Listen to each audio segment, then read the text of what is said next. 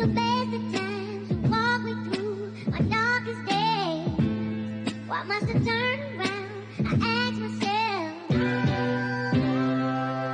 This just ain't fair, so hard to bear. I'm not really sure these days, You walk me, you talk Mata má fáiltearás chuig an show an tachtan seo agran iver an í chodó tásúil an ghfuil gatainna go má agus mis go má an seo I ras I Learn Irish Online HQ sa chean cabhrú an seo I Seville agus lánsásta a bheith rasar nó I bhí mé san nidal le caiicí sinús agus bhí mé sortaitnamh as ma thuras go dtí an nidal. Ach ag an céanna an hástal an teachtarás an seo go Seville. In áir le gachóir a híon mé átile. Is cuma céicóh cool agus céicóh jazz is atá an átile más rud é go démarás go héireann mar hampla. Más rud é gúil mé ar leitheann de sira átaigh an eile sa Spáin, cosúil a Mallorca, nó Ibiza, nó Málaga, nó áit mar sin, má haimmarás go Barcelona an áit ar mé I mo chónaí ar feadh cúpla bliain. Má haon mé go áit tarlairg so leis an gréig an Idal áit le aimsirítach agus bíontach agus áit sais typical is dócha le leitheann de sira is cum an cinát a haon mé I gcónaí tar éis cúpla lá nó seachtain nó caicís a chathú hálan sin bhí mé ag suainmh bhí sé seo go má ach ag an céanna Jesus is íbhanlum sa bhfuil agus is íbhanlum bheith mo chónaíonn seo agus tá sé ginntach an dul átkins agus mar luí mé an tatan scata gacrad a dhéanú na rudaí difriúil a rinne mé san Idal agus an teanga chhlaachú agus aithne a chur ar gcóine ach cean sin rudaí is fearr orintanta domsa maidir le dul átkins agus beagnaí náma a chathú tíomh muide sa bhfuil ná éiríam níos buíoch is tócha as céchomh jazz is atá sa bhfuil agus céchomh sásta tá mé le ma héal an seo. So bhí sé ionta go teachtarás an seo. Mad sin a go leiscail tróna sé chéadín an tatan scate agus an sin háirméid tí an orsan, bhí colaíontachan I Malaba an sin mBéarla gneach méid tí an laba sách stócha sách lua. Bhí mé an sin, bhí mé sús agus bhí mé áirithe ag leathar tar éis seacht agus tuirt mé tá mé an dulmach agus tá mé chun ri ar fad tamil agus an sin bhí mé ag ri níos agus an ús inach leis an ann agus go dtí an porc Parque de l'Alamillo an porc is smó nó ceant an porc na smó ar an os an seo is sa bhfuil agus géisteach le beagnaí ceol agus an grain ag teachta níos agus dúirt mé seo an áit is fearr Ará mé mo chónaí riomh I mé héalta sé ginta agus tá mé lán sásta a bheith arás. So orintanta sin ceant na rudí is fearr. Má le dul áitcín teile bíonn tú níos buíoch agus tugann tú faoi deara na rudí is fearr faoi náit óil tú de chónaí. Ach I sin bhráte Jeez bhí amíntachán sa bheith ar is fil. Tá ag buint tanras fu chuid amas bhfuil ach bhí amíntachán Bologna agus bhí sé códeas just an dul an sin ar feadh mar dúirt mé caiicí siomlán in áit just defar bheith orm chun an rud seo dhéanamh agus an rud seo agus bhí sé códeas an aithne a chur ar áit nua agus ar gcóine nua agus gan dáis ba mé arás san Idal. Leúna dé rih deire na bliana tá sé godeas agus mar heal go sé chócongrach freisin don Spáin ní thugann sé ach beidir orga le nó gá óir chun dul an sin ar an Eitleán cinnte go mé arás go luath. So gachard cuma an seo arás is bhfuil íhan am an tam seo den bblion cinnte go mína ag láirt fao seo gach blion beidir I gcónaí an seachtain tar rééis nar athraíonn na clig ar nó inistá an óir sa bhreis agin thart ar 7:00 8:00 fós bíonn sé gealan seo is bhfuil gus I beidir láthar tar éis thucht anis tá sé go hintach ach ní bháin mar go bhíonn sé níos giile an sin an Frenóna ach chomh mala sin moille me gcónaí bí neart rudaí ar siúil thart ar an amsa den bhíon bí neart imachtaí ar siúil an seo sa bhéil ar aonos an seo sa bhéil bíon an aimsir róthe I míúil agus mé lúnasa so seo rilí an saoire nó an stoch an Thomas fearr agus an tréimh se amas fearr maid leis an aimsir idir níis agus beidir Jeremy mehibh tús miúil an sin Irene say an number really it becomes too much hartar an am sin. Agus an sin bí sé godáéis mí bheán fóver mí ar fóver mí na saona fiú mí na nula gornta bín sé ceart go leir. So caithí tú tanna bhaint as an tréimh seo in áit beidir an éan bín tú agsúil a míúil mí lúnas a céignach cénach mí an leimsir fós go híntaach an éan hartar an am sin ach a lánásan is tócha gcónaí bín tú agsúil go mór leis an saoire an fíor saoire míúil mí lúnas an seo. Seo an saoire nó seo is tócha the spring is the summer an seo, agus caithí tú a bheith caithí tú bheith ólach as sin agus caithí tú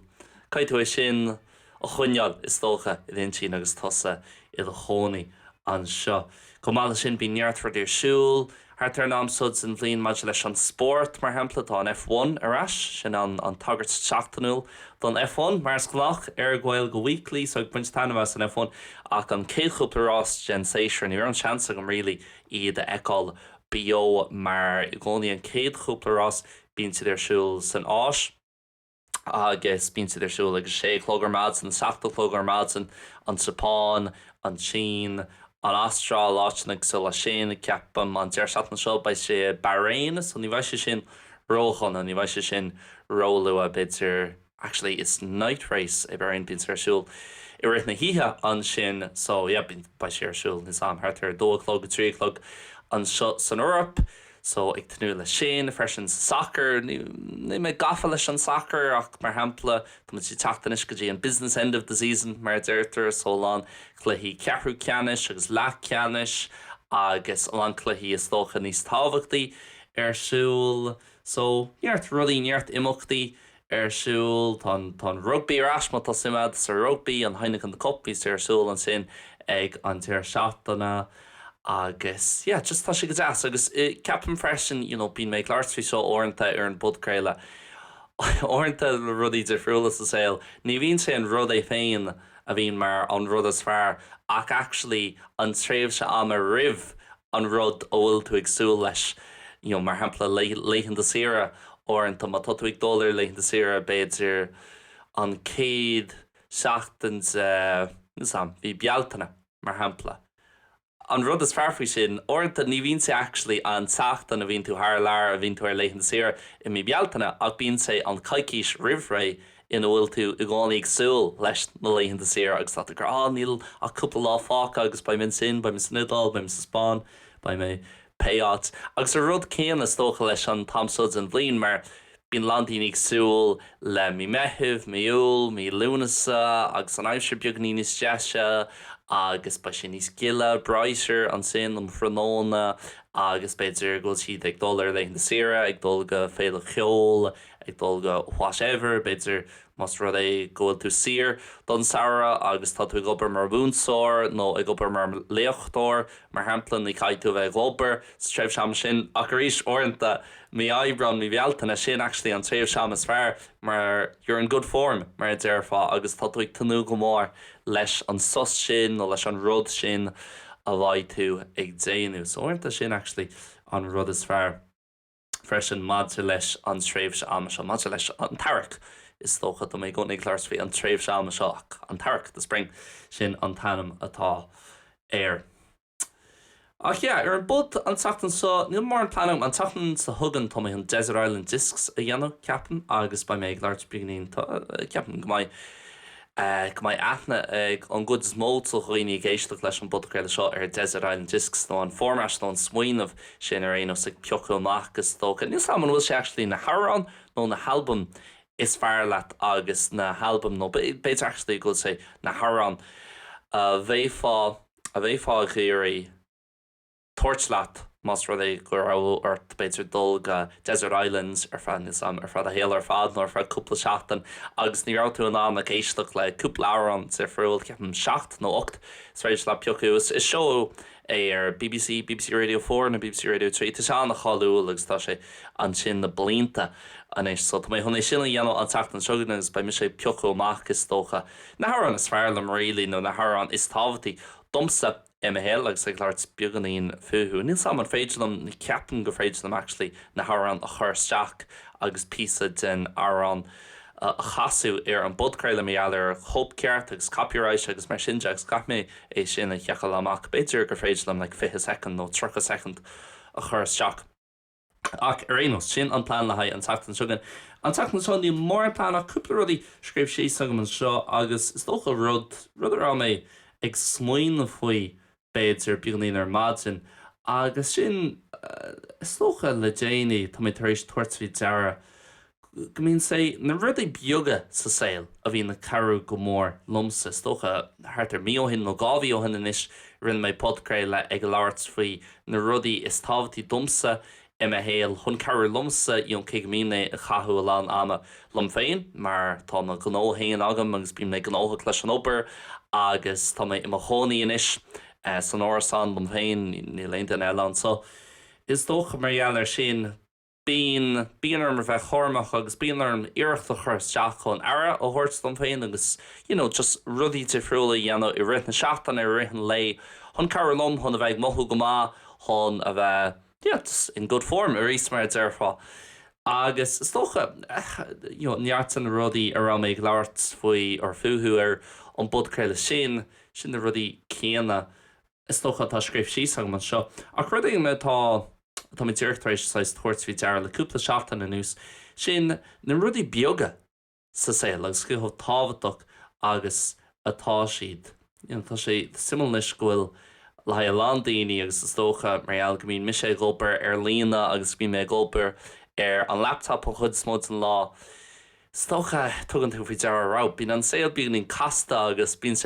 sé chomh simplí mar bhí sé trocha carcha chuige bliain ó hin. Inis so mar hempla le mo fust bín mis ag tá lán software difriúil agam bín mé buintús á just Canva as Audacity an tá mé ag tafaidú an fotogréile seo. Déir canis ar Audacity iníos sin ba mé buintús á just Ableton chun beagnaíon agurthireachta dhéanamh ar an budcréile agus Canva chun a chlúdach dhéanamh agus úsáid PDF converter agus Google Docs agus bín méid scríbsís alán rudaí an seo úsáid Google Meet chun mo cheachtainna a dhéanamh le micléin difriúla agus an sin ba mé ar Instagram agus tá postan inis tá siad sais stocha leis an technoliacht tá siad chasta agus an saoil chu generalta bín ag chathú an méid sin ama ar lán a gúin ar aonas bín ag chathú an méid sin ama ar an fón ar an éadsalín bín ag taistil ar fud na áta má th líon Rudaígan ar an taobh in down tá is agén tíobh siad a chopla nómaid Harlan rud seo bhí crit talún an sin sa taobhán nó whatever bhí dúnmráú an sin sa rúis mar hampla nó tá an rud seo tar éis tarlú in Israel nó sa Palestine nó whatever. Agus bíon méid sin information is tócha agus information overload a méid sin ólas ag tacht isteach agus ag tacht thugad. Go mbíonn sé deachar áireanta go minic really bíonn sé deachar chun is tócha just chun do bhí áirlánsa a chuineáil go maith agus chun a bheith ag mothú chilled out agus gan an stras sin agus an imní sin a bheirt na cheapan go bhfuil aon coincidence ann ar churbe go mbíonn an méid sin feibhneag daoine sna leitheanta seo sa látá nniuthán lena mbearla agus ag an céine le fiche nó trocha bliain inús tá nidirlín tar éis teachtasteach inar saoileanna agus an méid seo ólas agus níos sé nádartha mas bhaoineann tú faoi caveman na bliontói hin agus na caveman a muhan sin just ag déanúir an lá a bheith chacu ní bheith siad I géirí ach just beagnaíon bia aáil áitcíns an bia sin na chócrocht a chuineáil te is dócha agus a chuineáil beo agus sin agus ní an mór a leile agus bhí an insíón agna díreach chéan acu mar atá aginne. Ach an is tá muinte ag fáil an méid sin ólas ó átainna difriúil ar fáil an dam agus rud éigen gan dat le cúpla míús a thug mé fao deara agus ní mé go maith ag déanú an rud seo nó caiith mé bheith níos fearr ag déanú na rudí seo. Ach wow, tá sé nuair nach míonn tú buin túsá just an fón an támar fad, nuair thugann tú sus dit féin. Nuair tá tú just is dócha ag marchdal le saoil go leisceil beagnaí níos simplí agus beagnaí níos seanléimsre dumsa ar aonas agus tá gach den is difriúil ach dumsa bín mise bhád níos sásta agus níos mó ná bhád níos sásta. Just bín na agmna agus mincín bín sé ar thuúfnas beag níos mó agus bín mise ar ma thuúfnas ó bhád níos mó. Mar hampla rudaí dhéanam a haon agus mas rud ag mín tú géisteach leis an bodcaile gomininic ba isad or beidir go mai sad níl mis a gafa rilí leis an technólaigh. Tá go má ag buint úsáil ar an technólaigh mar chaimé a bheith go má marall ar stocha marall ar mar is agus bíon na gatainna ar chois lumsa in éan ar aonas agus an seo spáns an orpach an ráite. Bíon siad go má leis an fón agus táisa gin. Má tomatíí rud éigen a chur an Easter na meán thoisialta nó má tomatíí text a chur bhuiir duine an nó AI úsáid san léhan de seo bí an ann. Ach ag an am céanas málam rudaí dhéanamh sa seanstíl, rinne mé an episód sin thart ar míohin ar na glúnta na generations agus ní rá iontas ar churbe agam an quiz sin a rinne mé dúirt sé lom ceapan ghfuil tú de millennial agus ní mé Tá mé Gen X ar Gen Z sin an tanamatar mar rugadh sa bhlíon gábhíle mé so ní millennial mé ach a lá an rudaí a bhíon méid téanú agus slóch an dearcha tágam ar an saoil bíl sé níos cosúla beidir le millennial in áit duine éigen ó Gen Z agus smatlam an papar nuachtáin a léamh smatlam is fearlam rudaí a léamh ar fápar in áit ar Kindle nó ar an fón is matlam rudaí a scríomh le peann agus pápar in áit i gcónaí bheith clóscríomh rudaí is matlam níl san Spotify a chur ar shuffle in áit peochu arán áirithe agus matlam an fón na chuneal in airplane mode go dtí meán leis mar hampla tá sé ceapan tíreach ar meán lei tá sé de cuaig chun a dóigh agus ar mátain agus mis ag tafaú an podcast seo agus níl aon seic déantam ar an fón ar mátain. Seachas fi mé géisteach le buganí ceol ach tá sé in airplane mode just an harán sin ar Spotify so ní gádam an idirlín úsáid chun éisteach leis na harán sin. Agus carínte sin go mórlam ceapan is tócha chun cuineál go má agus cuineál saoin is tócha mar dearfá i mBéarla agus gan bheith ag garí crackalsa nó mothú donna nó ístal nó inrad mar sin agus fiúnar rudaí beaga is tócha Tá mé trééis tuairtí ar nuair nach mín tú gcónaí ar an fón, bín tú an taitna bhaint agus just níos mó taitna bhaint as na rudaí beaga cosú le mar hampla cafiol ar mádzin is even am airí sús ar mádzin agus dul sí staire agus cafi dhéanú le níl an machine agam ach níos am cadí an focaléir an sad an rud sin tá gá físa de so tá filter sa láir le úsáidtar go minic iad sa Spáin agus san Idal le freisin úsáidtar ar raisinéirí agus just chuintú buganín chuintú an tuisce teach agus tá limis an sin tá lína ní féidir leat an tuisce a chur níos mó ar níos áirta ná an lína sin agus an sin an filter agus buganín caí agus an sin an písa eile ar mhór agus just chuintú ar an stómh nó ar an habé ar fra cúpla agus sin éad an caé déanta níos sam cafetéra na rud ag mar sin níos an fiú mBéarla cad ein focail coffee maker beidir ach ní an machine an rud manual is tócha agus even am just airí ar máta nach chéidir rud a dhéanam taréis beidir níos an buganí nisca ó ná caí dhéanú agus síos agus beidir go máid technólaigh ar siúil buganí ceolam nó beidir go churm Sky News ar siúil na rud ag mar sin ach te ná gantáid ar siúil agus just an caí ó agus tá sé similaréis go an saoil có casta nó có advanced agus méid technoliacht agus níl sé simplí ar churbe san léon de seo ach orintanta na rudaí is tócha na rudaí a thugan an méid is mó sonas domsa ná na rudaí simplí nó fiú dulmach ar siúlóid ar maidin agus a rís tá méid sin technoliaachta a héal agus a saoil bíon le gachtainna léon de seo ach tá sé granmhar mar rud éigen go le dul ar siúlóid ar maidin ar fra lá ó ar fra fihnóid. Sin rud comh nádartha, ní léon technoliaachta tastáid sin rud a raibh daoine déanú míle bliain ó hin nó 2,000 bliain ó hin agus fiú hon buganín isca, like isca fór ó ddíorch an folcadán nó whatever. Lauert le did ag, an just dul amach agus caffi a bheith an le cara mad sin, agus just a bheith lauertlob fe lá ó agus scoil sé na rudí nádartha, na rudí gradún an déanú beidir 100 bliain ó hin, 200 bliain ó hin, fiú míle bliain ó hin, sinad na rudí actually atá fós chomh tábhat ó dún agus a charíonn go mór. Then is cuilumm cúpla bliain ó hin nar bhí Emily Carroll an budcraile lum. Agus fi me láirt bígníd faoi podcrailtaí agus an radio, agus fi me gáir faoi like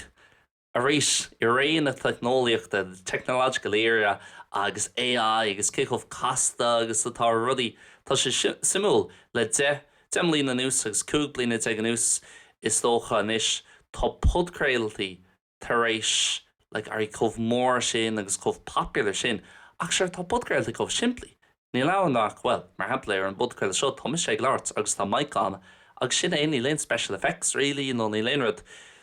difriúil ar siúil ní bhaid mór an agur thuirchta Déanta ar an budcrail seo ní leabhar nach mis ag láirt nó fiú má tá iad ar an budcraile just burts ag láirt le chéile ag chorá. Agus like bheachtam ná an budcraile hafadú 100 bliain ó hin. Ní rá ach mic ag tastáhait. Okay, nis ar nóin leis an Italín is féidir leat é úslódál gotí an Italín agus go spáisialta mé eile sin tá sin níos éasca. A chuéis tá sé chomh simplí really. Podcraile, just burts nó fiú duine amháin ag labhairt. Agus sin é, agus ceapan agus muinte ag ar níos gafa leis an technoliacht, I rith na nóchatí na náisiís freisin agus an sin I rith na teens nó na tens. Béidir tá rudaí ag casú beagnaín ag an am céad agus tá ag fiú ar na rudaí sa sean aimsir ag fiú ar an seanstíl beagnaín mar sin na rudaí atá tábhata dún.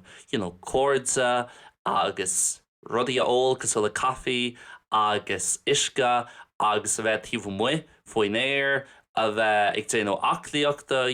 féchar céchomh popular anis agus atá an rith. Tá gachtain ag rith, tá gachtain nó ag rothíocht nó ag déanú rud aigen chomh simplí sin, just ag dul amach ag éisteacht béidir le beagnaín ceol ach sin a méid technoliachta atá ag buint leis, agus just ag éirí dulmach agus beagnaín air. Béidir gúil sé sin mar gheall gúil níos mó daoine, like ó COVID gúil níos mó daoine ag is tócha ag obair tíbhas sé agus béidir ag obair sa bhaile agus caithfidh siad na rudaí sin a dhéanú chuna bheith aus an abás agus bheith déanú rudaí mar hampla, tá gachtain ag dulgadtí an gym san líon seo goirthe lads in éireann ar chóis lumsa, jeez, tá gachtainna idir le fithe nó fiú 2 bliain ag agus trocha in éir an moithíonn sé gohfuil gachtain ag dulgadtí an gym agus gohfuil muscles an orchú agus gohfuil siad in great shape. Ach béidir just tá sé sin mar gheall, 3 bliain ó hin, 4 bliain ó hin, ní rá sé sin ag tastal in ar an bar bhí níos mó daoine an muhann sin ag obair job physical, bhí níos mó daoine ag obair ar béidir ar an firm freisin agus ní leis an gym ní leanach béidir sais compensation mar gheall nach bhfuil an upper physical sinad agus an lifestyle sinad is dócha ar an lé ar na seachtainna le a fust nó le a gnáthúh ghinearálta le cad a dhéanana tú, caiithú na rudí sin a dhéanamh sa gym nó caiithí tú dul amach ag ré chun an rud sin a bheith ad. Níl sam ach tá sé simú ceappa mar rééis béidir tháinig an telefís isteach na seacadí is dócha thart ar an am sin agus bhí níos mó daoine ag caithú níos mó ama ar na seachtaí na thugtatí ar na telefísna agus an sin an riomhra agus an sin an Italín ar na nógadtí an sin an smartphone sa 2000s agus na mian thoisialta is tóchas na 2000s freisin ag tús na teens ar gábhail sa dearí na mian thoisialta agsú le rud a rá a lán daoine ag buin túsá deas agus bhí sé sin ag airí agus daoine ag airí nó ag chaithú níos mó ama ar an technoliacht go dtí béidir COVID agus an sin ar nó ri an céad cúpla lockdown bhí gachtainna a chaithún méid sin ama ar an technoliacht mé ní rá aon rud eile déanú. Agus béidir gohfuil sais critical mass nó saturation points nó is an cad an term a fiú mBéarla ar a béidir gohfuil sé strict agin inis mar moithim héin nach go bhfuil daoine ag buint níos mó ama an phone anis I gcomhpháirtíocht le gabhfuil san íteag. Ceapan béidir agus bratan sé ar nói an ísgrúpa agus bratan sé freisin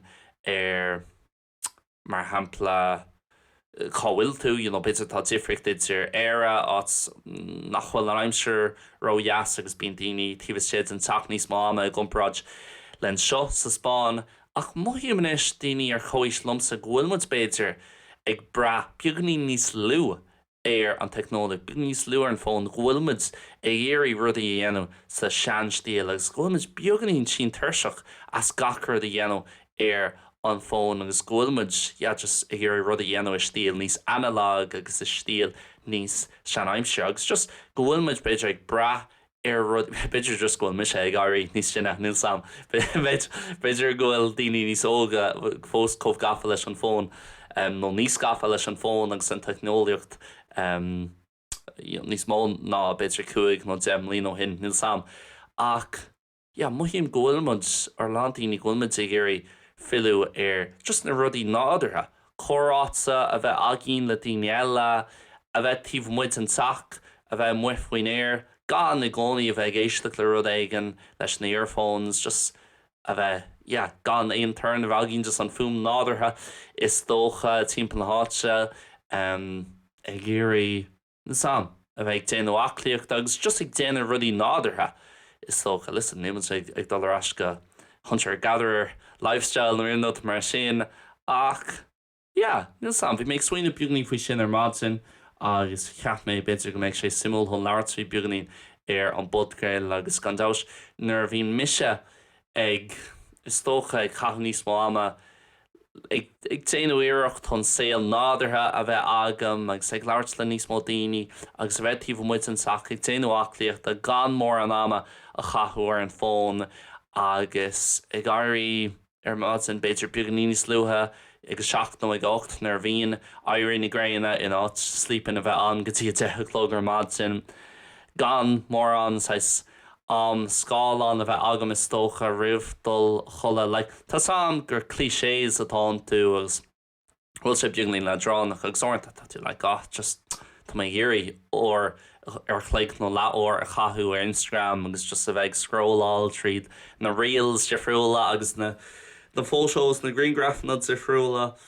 ach ag nám céanna nar dhéanaan tú is dócha na rudaí níos nádartha domsa ar aonos mohiam bháint níos fearr agus tá sé simúl éis agus an saol comh casta agus atá sé sléitheanta seo tá sé go deasmhairnta tuairsfid nach gahí sé bheith cócasta sin agus actually ag mothú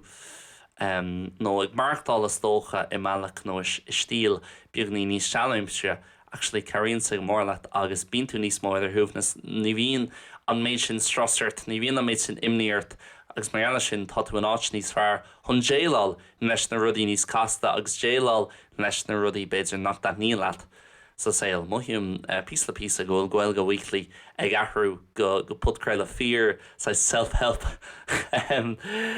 actually cear glór is tócha bá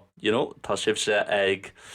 chur fios ar beidir bhar gúid Gaeilge a chomála sin beidir ag fáil leid nó gáilmáide leis an saoil agus rudaí a charíonn lumsa ar aonos agus beidir tá sé bheith ag fólam Rudaígan ní bháin maide leis an Gaeilge ach ó thaobh an saoilte chomh sin de ná le Gaeilge Weekly chala th líon ná déanam beidir cúpla nóid agus an sin dearm Rudaígan nach chuil mé sásta leis nó beidir ní mé cinnte ó cadéon céad rud eile sam ceart marránis so de ná nuair bhíonn sibse ag éisteacht bíonn si bhgéisteach le cos amháin den fudcréil agus ní bhíon éon brisí rilí nó inúirt mar sin ach rilí tá stop sais Déanta agam cúpla óir ar an fudcréile sais pás agus san sin leanam rá ar nó ní féidir libse rilí é chlostal mar eall ar an editing ionach a bhíon mise ag déanú ach seo béidir an chéad ó riomh nach bhfuil pás ó bháin Déanta agam ar Gaeilge Weekly in ná éire ná fós a thart ar nóid bháin fáchan cap mé an outro dhéanamh so tásúlam nach dhéanam éon botún leis an outro ach an á éire one take wonder mar a déirfá so chaith me stoppa chur leis an bodgréile seo rih a dhéanam éon botún ach sinne le haid an teachtain seo guys mars gannach má tatú géirí a bheith dagháil leis an bodgréile is féidir leat an rifos liam.learnirishonline@gmail.com. Mála sin is rééis le teachtacht a cheola chuigín Instagram a tá éisteacht Patreon is réidir le teachtacht nó teachtacht really ágáil híos an seo an budcréile nó teachtacht DM a cheolú chuigam an seo Patreon má tá éisteacht an sin mas rud é ghfuil tú I the wall LIO if you're a Learn Irish Online member nó Gaeilge Weekly member fiú. Agus sinné baim dres an tatan tugan nos le Gaeilge Weekly mar is gnách. Míle buchas as a bheith géiste gais tásúlam gur bhain sibh taitneamh as an budcréile le ró mé libh an sachtan se thugan. Slán agus beannacht.